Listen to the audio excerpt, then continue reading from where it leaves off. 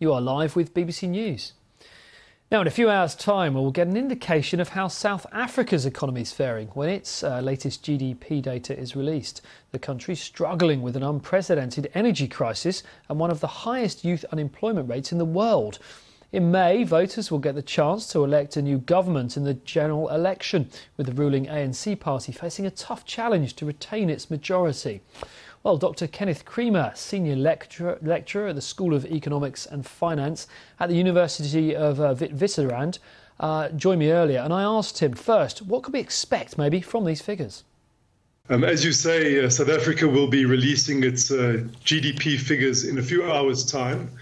And the consensus amongst economists in the country seems to be that there will be a growth rate for 2023 of probably between 0.5% and a bit under 1%.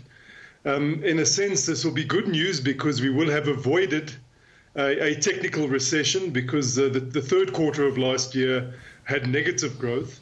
But as you said in your introduction, the South African economy is not performing well. Unemployment is high. The population growth rate is hovering at around 1%.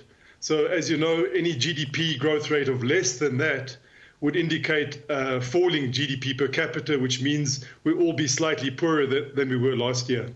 Well, it's certainly a better growth rate than here in the UK at the moment. But electricity production, talk us through that. It's been at the lowest annual level in 2 decades. How much of a drag has that been?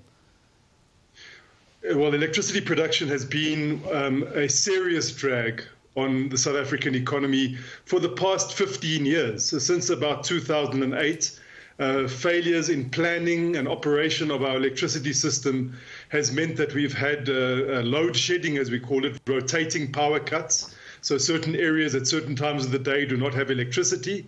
And this has got much worse in the last 3 years.